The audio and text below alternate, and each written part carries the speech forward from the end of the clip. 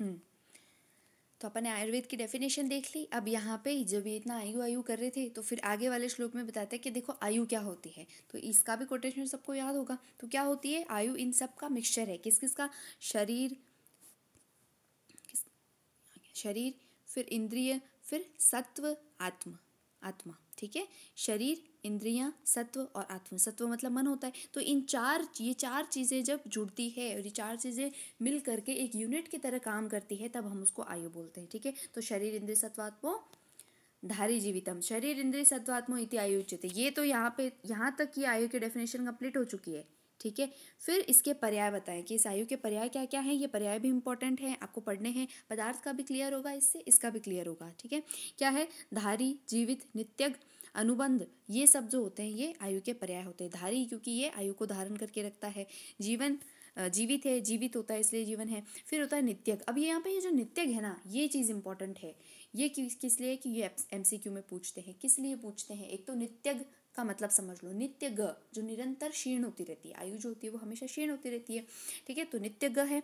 दूसरा इसका इंपॉर्टेंट ये है कि नित्यक जो होता है ना, एक तो आयु का टाइप है, दूसरा नित्यक काल भी होता है। अपन ने अष्टांग का जो फर्स्ट चैप्टर है उसके अंदर देखा था ना कि काल के कितने टाइप है। तो दो है, एक आवस्थिक होता है, एक नित्यक होता है। तो दो तरह के काल होते हैं, एक आवस्थिक है, एक नित्यक है। तो ये काल का भी टाइप है और ये आयु का भी पर्याय है। तो यही जो कोटेशन ये जो चीज़ है ना, ये एक मैंने MCQ के अंदर देखी थी, किसी गाइड के अंदर देखी थी, कोई एग्ज़ाम में आई मुझे नहीं पता। तो उसमें था नित्यग है, इसमें ये दोनों ऑप्शन भी थे, ठीक है। आयु का और फिर नीचे A and B बोथ ऐसे करके जो आता है ना वो भी था। तो अपन को ये दोनों करना था। तो ये ध्यान रखना, ये काल का भेद भी होता है, बस यही इसके अंदर इंपॉर्टेंट है। वैसे पूरा श्लोक इंपॉर्टेंट है, ये आपको याद करना ही है। फिर देखो यहाँ पे इस कोटेशन के अंदर कुछ ने ये बताया कि ये जो आयुर्वेद है ये वेदों के अंदर उत्तम है और इसका जो उपदेश दिया हुआ है ना ये हितकारी है। किसके लिए? लोकयोर उभयोर हितम, दोनों लोगों के लिए हितकारी है। ये इंपॉर्टेंट है, यहाँ से भी MCQ बन जाता है। इवन ये जो चैप्टर है ना, फर्स्ट वाला चैप्टर, हर एक संहिता का फर्स्ट चैप्टर इंपॉर्टेंट होता है। जैसे उसका इंपॉर्टेंट था वैसे इसका भी है। तो इवन यहाँ से भी MCQ बनाया कि आयुर्वेद कितने लोगों के लिए है इसका उपदेश। तो इहलोक के लिए भी है और परलोक के लिए भी है, मतलब मरने के बाद में आफ्टर लाइफ जो अपनी होती है तो उसके लिए भी ये अच्छा है। क्योंकि इसके अंदर क्या बताया देखो, इसके अंदर धर्म के मंत्र, औषध, मणि मंगल, ऐसे आप आगे तुम पढ़ोगे तो उसमें हवन वगैरह करते हो वो है। औषध का यूज़ भी कैसे करो? परोपकार की भावना से करो। तो अपन अच्छे अच्छे काम करते हैं ना इसके अंदर। तो क्योंकि अच्छे अच्छे काम करते हैं तो एक तो यहाँ पे अपन हेल्दी रहते हैं और दूसरा अपना जो पुण्य का खाता है वो बढ़ता रहता है। तो पुण्य का खाता जब जमा हो जाता है पाठ पूजा करने से बढ़ता है, ठीक है। तो वो अपना परलोक भी उससे सुधर जाता है, ऐसा ये कहते हैं, ठीक है। फिर देखो अब यहाँ पे सामान्य विशेष आ गया। इसका भी कोटेशन तुम्हें याद करना है, द्रव्य का याद करना है। ये सारे है ना जो 6 पदार्थ, इन सब के कोटेशन तुम्हें याद करने हैं। पदार्थ में आएंगे, इसमें भी आएंगे, फिर ये आगे भी DG के अंदर भी तुम्हारा पीछा नहीं छोड़ेंगे। इसलिए बिल्कुल मत सोचना कि नहीं करेंगे तो चल जाएगा, ये करना, सुख से जियोगे। सर्वदा सर्वभावनम सामान्यम वृद्धि कारणम। आपको पता है कि क्या होता है सामान्य का मतलब? क्या होता है? हमेशा सभी भावों की वृद्धि करने का कारण क्या होता है? वो सामान्य होता है। जहाँ जहाँ वृद्धि होती है वहाँ वहाँ सामान्य लगता है। फिर हास हेतु विशेषच्च प्रवृत्तिरुभ्यस्यतु, जो हास का कारण मतलब किसी चीज़ में कमी का कारण होता है वो क्या होता है? विशेष होता है, ठीक है। बस ये था इसके अंदर। तो ये तो श्लोक याद करना है तुम्हें। फिर देखो यह बोला है कि सामान्यम एकत्वकरम विशेषस्तु पृथक्कित। अब ये इसके कैरेक्टर बताए हैं, ठीक है। इसको हिंदी पढ़ लेना, ऐसा कोई जरूरी नहीं है कि ये कोटेशन तुम याद करो, जो पहले वाला बताया था उसको करना। फिर है तुल्यार्थता ही सामान्य विशेषस्तु विपर्य, बस इसको हिंदी में रीड कर लेना, बाकी ऐसा कोई इंपॉर्टेंट नहीं है। फिर देखो ये इंपॉर्टेंट, यहाँ पे इसमें लगाओ इधर त्रिदंड। तो इससे पहले तुमने क्या पढ़ा था? त्रिस्थूण पढ़ा था, त्रिस्कंद पढ़ा था। स्थूण तुमने नहीं पढ़ा भी है ना, वात पित्त कफ को बोलते हैं अपन। तो त्रिस्कंद पढ़ा था, स्कंद त्रय पढ़ा था। अब यहाँ पे त्रिदंड आ गया है। दंड, दंड का मतलब डंडा। तो डंडे का काम क्या करता है? किसी चीज़ को सपोर्ट प्रोवाइड करता है ना। तो ये जो है ना, ये अपनी आयु जो है उसको सपोर्ट प्रोवाइड करने वाली चीज़ें होती है। तो ये क्या है? देखो क्या है कि सत्व, आत्मा, शरीर, ये जो तीन हैं ये सपोर्ट प्रोवाइडर्स हैं। तीन दंड के समान सत्व, आत्मा और शरीर हैं। इनके संयोग से वह लोक अर्थात जीव आत्मा युक्त शरीर रहता है। इस शरीर में ही सभी कुछ प्रतिष्ठित है। मतलब कि इस लोक में अगर अपने को स्थिर रहना है, डंडे की तरह स्थिर रहना है, तो उसके लिए अपन को क्या चीज़ें चाहिए होगी, मतलब कि यहाँ पे अगर अपन को सर्वाइव करना है तो क्या चीज़ें चाहिए होगी मिनिमम, तो सत्व चाहिए, ठीक है, आत्मा चाहिए और शरीर चाहिए। सत्व मतलब यहाँ पे मन से लिया है, ठीक है, मन लिया है, आत्मा और शरीर, ये तीन चीज़ें जब होगी तब एक पुरुष कंप्लीट पुरुष कहलाता है, तब वो काम कर सकता है कुछ, ठीक है। तो ये मिनिमम रिक्वायरमेंट्स है। अब ये आपको याद रखना है, त्रिदंड कौन से होते हैं, त्रिस्थूण कौन सा होता है, त्रय स्कंद कौन सा है, तीन उपस्तंभ। अच्छा, उपस्तंभ भी पढ़े थे अपन ने, है ना, इसके अंदर आएगा, आगे आएगा तुम्हारे। तो उपस्तंभ कौन से थे, आहार, निद्रा और ब्रह्मचर्य। अब देखो यहाँ आयुर्वेद का अधिकरण बताया, कुछ नहीं पढ़ना इसके अंदर, बस ये पुमांश चेतनम बस बोला है ना। ये जो सत्वात्मा शरीर को जोड़ करके क्या बना था, अपना पुरुष बना था। तो जो अपना चैतन्य पुरुष है वही आयुर्वेद का अधिकरण है। अधिकरण का मतलब कि यह आयुर्वेद का यूज अपन किसके ऊपर करेंगे, ये जो चिकित्सा हम कर रहे हैं ना, आयुर्वेद का विषय क्या है, तो पुरुष है, हम पुरुष की चिकित्सा करते हैं ना, तो पुरुष पुरुष यहाँ पे है ना, ऐसे मेल से नहीं लिया है। पुरुष के अंदर यहाँ पे किसने बोला तुम्हें यहाँ पे मेल है, देखो सत्व या आत्मा और शरीर है, इन सब का कोई लिंग नहीं होता। तो पुरुष और स्त्री दोनों इसके अंदर आ जाते हैं, मतलब कि जीव, तो उसके लिए है आयुर्वेद। तो बस इसके अंदर है ना, ये पूरा इसमें पढ़ने में फालतू टाइम मत लगाना। आयुर्वेद का अधिकरण लिख करके यहाँ पे पुरुष लिख दो बस। अगर आपसे एमसीक्यू में पूछा जाए आयुर्वेद का अधिकरण कौन सा होता है, तो ये त्रिदंड युक्त जो पुरुष होता है वो होता है। अब यहाँ पे ये आ गया कोटेशन जो कि तुम्हें याद करना है।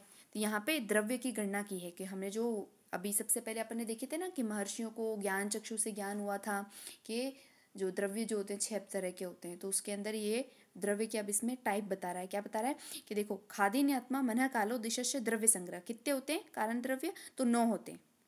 ख आदि, ख ख अपन आकाश को बोलते हैं, तो आकाश आदि का मतलब क्या हुआ, जो 5 महाभूत हैं। तो आकाश से स्टार्ट होने वाले 5 महाभूत प्लस आत्मा, फिर मन, फिर काल, काल मतलब टाइम, और फिर दिशा। तो ये जो 9 चीज़ें टोटल होती हैं, ये इसको हम क्या बोलते हैं, इसे हम कारण द्रव्य बोलते हैं, ठीक है। ये चीज़ याद करने की है, याद करना। ये पदार्थ में तुमने पढ़ ली होगी वैसे, इसलिए इसमें ज़्यादा इतना जोर नहीं आएगा। और यहाँ पढ़ लोगे तो वहाँ नहीं पढ़े होगे तो वहाँ जोड़ नहीं आएगा, ठीक है। तो इम्पॉर्टेंट है, इसको पढ़ना। अब यहाँ से अगर एमसीक्यू बनेगा ना, तो इधर से बनता है कि चरक ने जो चेतन द्रव्य है उसका क्या लक्षण बताया, निम्न में से चरक के अकॉर्डिंग चेतन द्रव्य है, तो फिर उसमें लिखते हैं आत्मा युक्त, मन युक्त, त्रिदंड युक्त, और फिर यहाँ पे लास्ट में लिखते हैं इंद्रिय युक्त। तो अपन बोलते हैं सिर्फ इंद्रिय से क्या होता है, आत्मा भी चाहिए भाई, मन भी चाहिए, सब कुछ चाहिए, तब वो चेतन होता है। तो अपन उसको टिक कर देते हैं और वो गलत हो जाता है। तो चरक ने क्या बोला है, जहाँ जहाँ इंद्रिय है वहाँ वहाँ चेतनता है। तो से इंद्रिय चेतनम द्रव्यम निरिंद्रियम अचेतनम, इंपॉर्टेंट है, याद रखना। अभी जो क्वेश्चन मैंने बताया है ना, वहाँ पे भी वो उस क्वेश्चन को ही लिख लेना पूरा, कि ये इस तरीके से इंपॉर्टेंट है। क्योंकि जब अब तुम पीजी के लिए वापस पढ़ोगे, फर्स्ट ईयर में तो नहीं पढ़ता कोई, बाद में पढ़ोगे थर्ड फाइनल ईयर में, तब तुम्हें ये चीज़ याद नहीं रहेगी कि ये से इंद्रिय चेतनम द्रव्यम क्यों इतना इंपॉर्टेंट था, ठीक है। तो इसको यहाँ पे लिख लेना। फिर देखो, अब यहाँ पे अपन ने द्रव्य की बात कर ली, अब यहाँ पे गुण की बात कर रहे हैं। तो गुण क्या है, स्थार्था गुरुवादयो बुद्धि प्रयत्नांता पराधय, कुछ नहीं है, डेफिनेशन है इसमें, ये कोई काम की चीज़ नहीं है, यही नहीं पूछा जाता है, ये तुम्हारे पदार्थ के अंदर आएगा। तो ये पूरा जो विमर्श इसका दिया हुआ है ना, ये तुम्हारी पदार्थ की जो बुक के अंदर वो गुण का पूरा डिस्क्रिप्शन है, एक तरीके से वही है, उसके शॉर्ट नोट समझ लो। तो इसको पढ़ना तुम, चरक में तो ये इंपॉर्टेंट नहीं है, लेकिन पदार्थ के लिए इंपॉर्टेंट है। फिर यहाँ पे गुण की बात कर ली, तो इधर कर्म आ गया।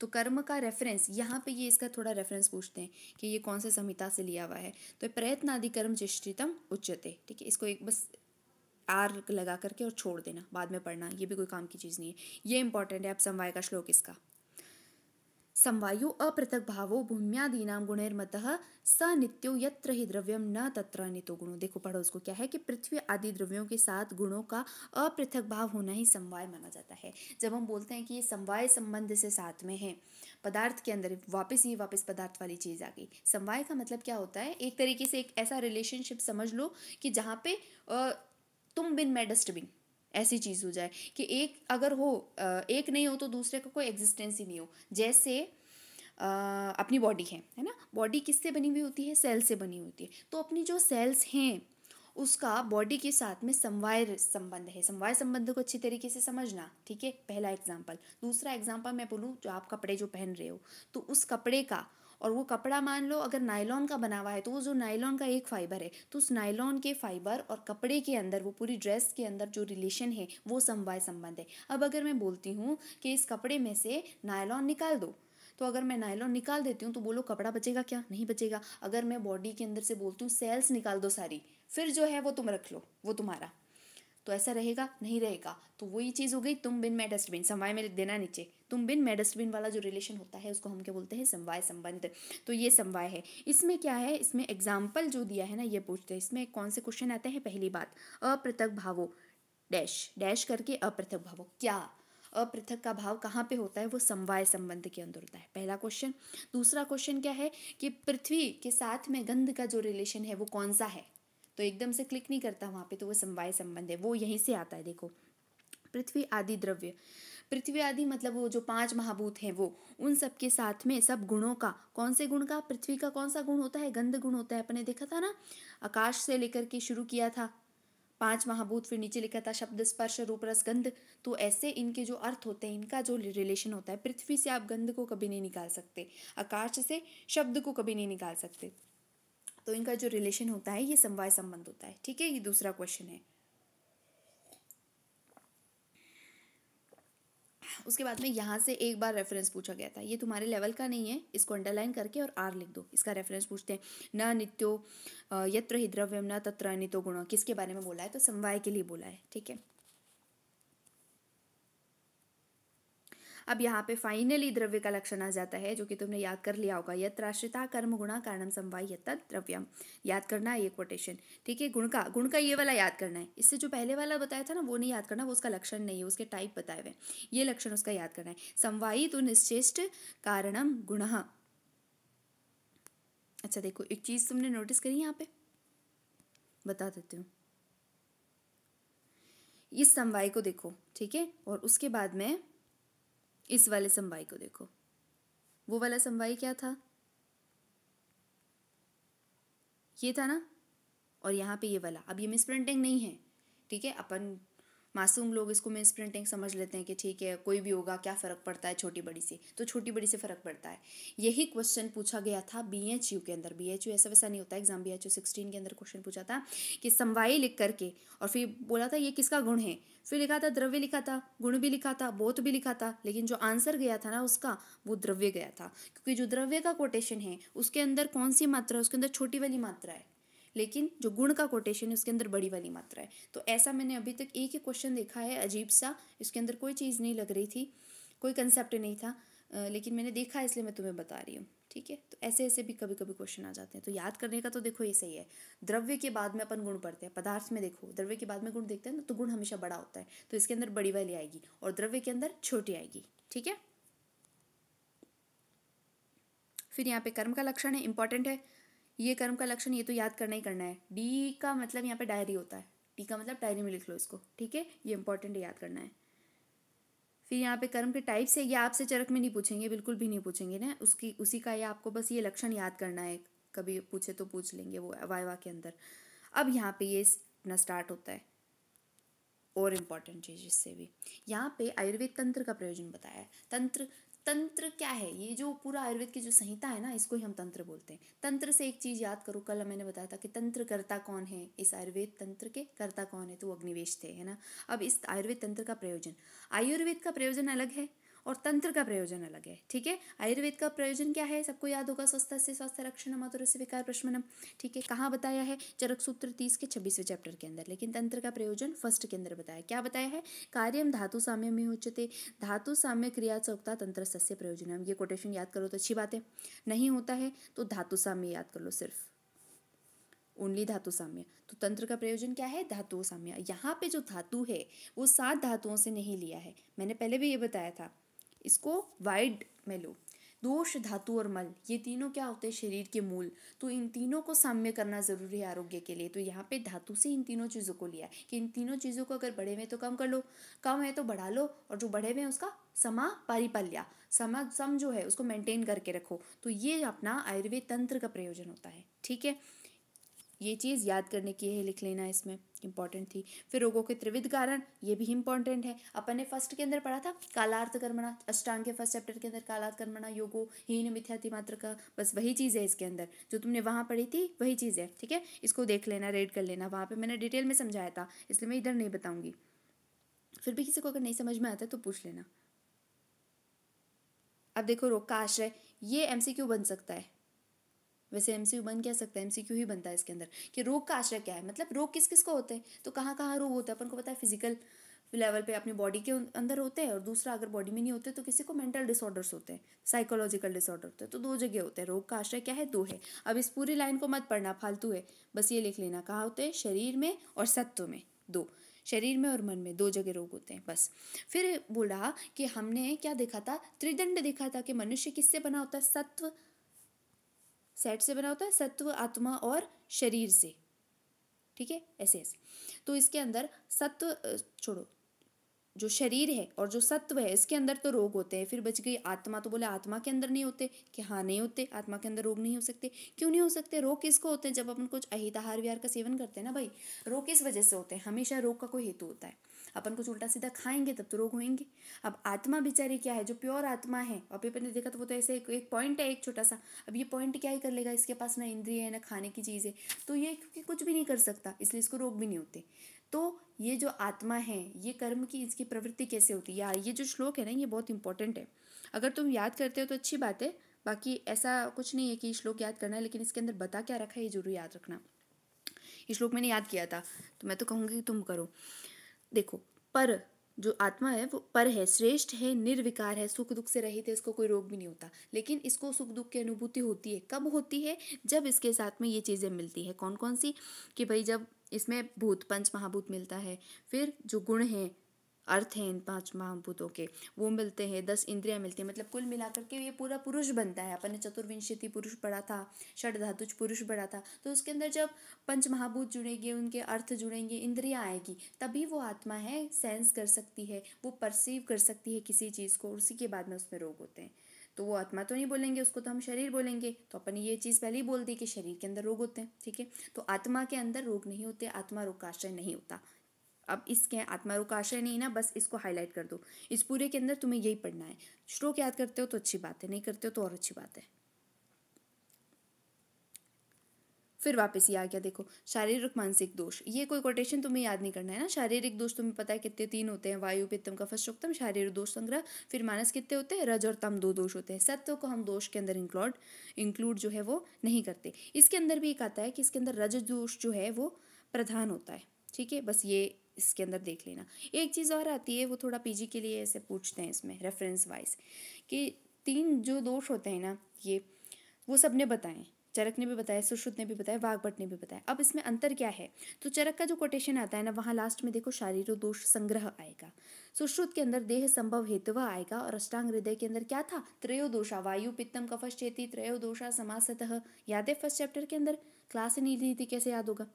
तो अष्टांग हृदय के अंदर आता है त्रयोदोषा समासतः। देखो याद कैसे करोगे, चरक तुमने देखा होगा, एक चरक फर्स्ट है, एक चरक सेकेंड है, एक तुम्हारे सीनियर्स पढ़ते हैं सेकेंड ईयर वाले, एक हम पढ़ते हैं। तो 2 बुक है, 2 बुक का हम बहुत अच्छे से संग्रह करके रखते हैं, 2 बुक को मिलाते हैं ना, संग्रह करके रखते हैं। तो चरक वाला जो आएगा उसके अंदर संग्रह आएगा। फिर सुश्रुत से देखो संभव, सुश्रुत से ही सर्जरी संभव हुई, उससे पहले तो कोई सर्जरी कर नहीं पाता था, इतना तो गट्स किसी में है नहीं, तो सुश्रुत से ही सर्जरी संभव हुई।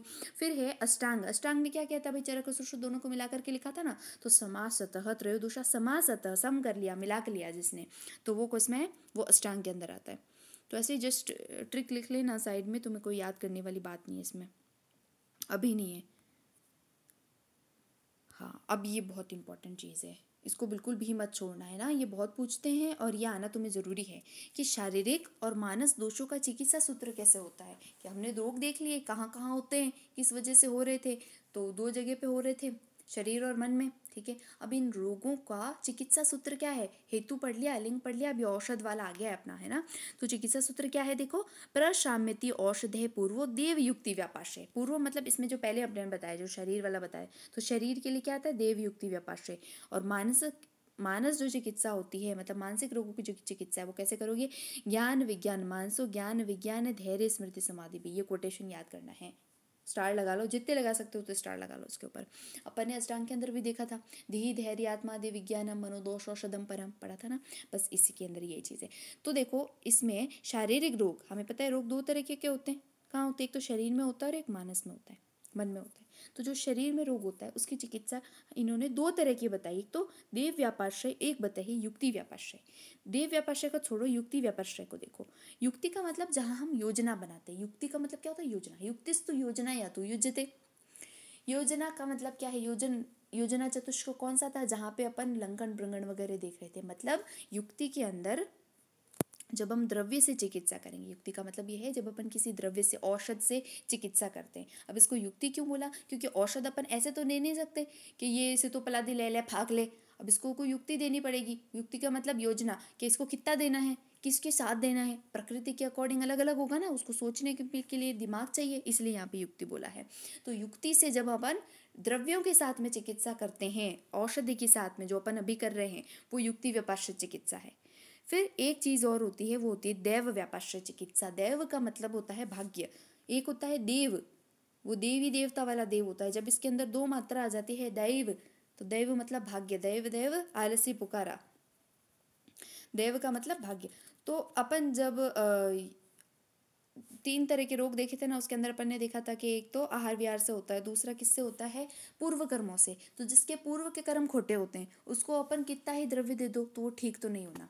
उसके लिए क्या करना पड़ेगा? उसके जो पुराने कर्म होते हैं, जो उसने कुछ काले पीले जो पहले वो करके आया है, उसको शांत करना पड़ेगा। तो उसके लिए अपन हवन वगैरह करते हैं ना, कि तुम्हारे ऊपर पाप चढ़ा हुआ है, उस पाप को काटने के लिए अपन हवन करते हैं, अपन को पता है ये बात। तो बस के अंदर यही आता है। देखो क्या आया? मंत्र, औषध, मणि, मंगल, बलि, उपार, होम, नियम, प्रायश्चित। तो ये सारी चीज़ें जिसके अंदर अपन करते हैं, मंत्र से चिकित्सा करते हैं अपन, मंत्र बोल के, है ना। औषध, ये औषध वो द्रव्य वाली औषध नहीं है, ये अलग है, अपन 11 चैप्टर के अंदर देखेंगे, है ना। औषध से मणि किसी को दे दो, या फिर मंगल कर्म करा दो वहाँ पे, होम वगैरह ये सब। तो इससे जब हम चिकित्सा करते हैं, जो कि आजकल हम नहीं करते, ठीक है, जिसको हम टोना टोटका बोल सकते हैं, तो ये टोने टोटके वाली जो चिकित्सा है वो दैव व्यापाश्य है। तो उसमें सिंपल लिख लो, युक्ति व्यापाश्य कौन सी? द्रव्य से चिकित्सा। दैव व्यापाश्य वाली टोने टोटके। अब ये आपको बिल्कुल भी एग्जाम में नहीं लिखना है कि टोना टोटका, ठीक है, वैसे आपसे पूछेंगे भी नहीं। 11 चैप्टर में आएगा, तब तक आपको ये श्लोक याद करना पड़ेगा। तो ये तो होगी शारीरिक वाली। उसके बाद में मानस की कौन सी होती है? कि ये इन 5 तरीकों से करते हैं: ज्ञान, विज्ञान, धैर्य, स्मृति और समाधि। ये कोटेशन याद करना है सबको, बहुत इंपॉर्टेंट है, ठीक है। अब यहाँ पे वात पित्त कफ का चिकित्सा सूत्र वगैरह आया हुआ है, चलो देख ही लेते हैं, छोटा सा है, कुछ नहीं। ये कोटेशन अगर तुम्हें याद होता है तो ठीक है। इसके अलावा अगर तुम्हें वो वाला याद है, अष्टांग वाला, तो वो चल जाएगा। ये याद करने की ऐसे कोई ज़रूरी नहीं है। इसमें बस ये याद रखना कि ये स्टार्ट कहाँ से हो रहा है? रुक्ष से हो रहा है, ठीक है। रुक्ष से हो रहा है, इसलिए ये रुक्ष जो है वो इसका प्रधान गुण है। वात का प्रधान गुण क्या है? रुक्ष है। तो इसके अंदर ये गुण बताएं। एक दारुण गुण और बताया है सूत्र 12 में, जो अपना लास्ट जो चैप्टर है उसके अंदर आचार्य ने वायु का एक दारुण गुण भी बताया है। तो बस इसको बस ऐसे रीड करने वाली बात है। फिर देखो पित्त जो है ना, ये पित्त इंपॉर्टेंट है। किस लिए? क्योंकि यहाँ पे आचार्य ने क्या बोला? द्रवम अम्लम सरम कटु, अम्ल और कटु रस बोला है। जबकि अष्टांग के अंदर देखना, जो आचार्य वाग्भट है ना, वो गुण बताते हैं। जो 20 गुण थे ना, उन्होंने सारे वो गुण के अकॉर्डिंग बताया है। पित्तम सस्नेह तीक्ष्ण उष्णम लघु विश्रम सरम द्रवम। अब ये क्या है? ये सारे 20 गुण के अंदर आते हैं। लेकिन आचार्य ने चरक जो है वो वहाँ पे यहाँ पे रस की बात करते हैं। रस की बात उन्होंने नहीं की थी वाग्भट ने। तो इसलिए पित्त का जो रस होता है वो कौन सा होता है? प्राकृतिक अम्ल होता है, और एक रस होता है कटु। सुश्रुत थोड़ा अलग बात मानते हैं यहाँ पे। एक ऐसे नॉलेज के लिए मैं तुम्हें बता रही हूँ, ये याद नहीं करना है इसको, है ना।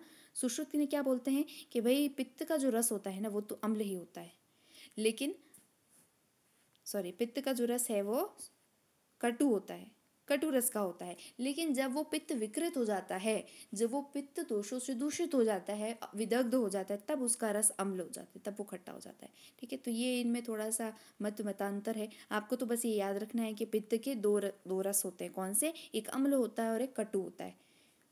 बस ये चीज़ आपको देखनी है। फिर इनमें इसकी चिकित्सा बताइए कि ये जो गुण है ना, इसके विपरीत गुणों का अगर यूज़ करोगे तो ये विपरीत गुणे पित्तम द्रव्य राशु प्रशाम्यति, ऐसे द्रव्यों को यूज़ करोगे तो पित्त का शमन हो जाएगा। तो ये तो चीज़ आपको पता ही है, विशेष के सिद्धांत से हो जाएगा। फिर यहाँ पे कफ के लक्षण बताया है। इसके अंदर ऐसा कुछ नहीं है जो आपको याद करना है, बस इसको एक से रीड करते चलना, याद कुछ भी नहीं करना। ये साध्य रोगों का चिकित्सा सूत्र है। इसमें भी बस ये लाइन ऐसे टिक करके और यहाँ पे आर लिख लेना। इसका रेफरेंस पूछते हैं कि ये कौन से आचार्य ने बताया, तो कौन से रेफरेंस इसमें चरक ने बताया, तो ये आपको बाद में याद होता रहेगा, छोड़ो इसको। इसमें बस एक चीज़ ये है कि जो चिकित्सा सूत्र जो हमने बताया ना, ये कि वात का करो, पित्त का करो, ऐसे करो, इनका उल्टा करो, ये साध्य रोगों के लिए, असाध्य के लिए चिकित्सा का हमने उपदेश नहीं किया। तो ये चीज़ भी आपको पता थी, बस यही इसका कंसेप्ट है। फिर अब ये आई फाइनली चीज़ जो कि आपको याद करनी है, रस का लक्षण इंपॉर्टेंट है। रस के ऊपर 5 नंबर का क्वेश्चन आपके बन सकता है कि रस का उत्पत्ति क्या है, इसका लक्षण क्या है, फिर रस कितने होते हैं, दोष शामकता वगैरह बताइए वो सब। तो रसनार्थो रसस्तस्य द्रव्यमापश्यतिस्तथा। अब वही चीज़ है, ये अपन ने पढ़ लिया है पहले, अपन पढ़ चुके हैं कि रस जो होता है वो बनता है तो उसकी जो योनि होती है, मतलब रस की जो उत्पत्ति हुई है, योनि का मतलब उसकी उत्पत्ति किससे हुई, तो उत्पत्ति हमेशा किसी भी चीज़ की हो तो वो जल से होती है, विष की भी उत्पत्ति होती है तो वो जल से होती है, योनि जल होता है, ठीक है। और इसके अंदर सहायता कौन प्रदान करता है, पृथ्वी। तो जेपी जो है वो इसकी योनि या फिर उत्पत्ति का कारण होते हैं। फिर क्या है, प्रत्यया खादेयास्तया। अब इसके अंदर जो विशेष ज्ञान होता है कि ये मधुर है, कटु है, ये सब अपने पढ़े थे ना 10th चैप्टर के अंदर, कि अगर अपन रस खा रहे हैं, इसका अगर कोई अलग सी चीज़ अपन को पता चल रही है, अलग सा टेस्ट आ रहा है, तो वो किसकी वजह से होता है, वो इन 3 महाभूत की वजह से होता है, वायु, आकाश और अग्नि, ठीक है। इसका एग्जाम्पल मैंने तुम्हें दिया था वो पराठे वाला, कि पराठे का जो बेस होता है वो तो सबका सेम होता है, मतलब जो आटा होता है वो तो सबका ही सेम होगा। अब आप उसके अंदर स्टफिंग किसकी करते हो उस पर डिपेंड करेगा कि पराठे का टेस्ट कैसा होगा, है ना। तो वो जो स्टफिंग होती है वो क्या है, वो वायु, आकाश और अग्नि है। और जो पराठे का बेस मतलब जो अपना डो है, आटा है, वो हम जल पृथ्वी बोलते हैं। तो फ्रेमवर्क हर द्रव्य का जल और पृथ्वी बनाते हैं, और उसके अंदर जो विशेष कैरेक्टरिस्टिक फीचर्स आते हैं वो आते हैं वायु, आकाश और अग्नि के द्वारा। तो नॉर्मल सा कंसेप्ट है, श्लोक याद करो तो बहुत अच्छी बात है, ठीक है। नहीं करोगे तो तुम्हारे रिस्क है, थोड़े नंबर कम मिलते हैं, क्योंकि ये तो इंपॉर्टेंट श्लोक है तो तुम्हें याद करना चाहिए। अब यहाँ पे रस के भेद बता दिए, तुम्हें पता है 6 तरह के होते हैं। फिर इसका कार्य क्या है, वात पे क्या करेगा, पित्त पे क्या करेगा, कफ पे क्या करेगा, ये भी अच्छी तरीके से रट चुके हो। ये भी तुम्हें बता दिया था मैंने 10th चैप्टर जब पढ़ाया था रस वाला, तो उसके अंदर बताया था कि महाभूत का संगठन क्या होता है, जब पाजा ए पी आम आदमी पार्टी ऐसे करके ट्रिक बताई थी ना, तो ट्रिक से करा दिया था।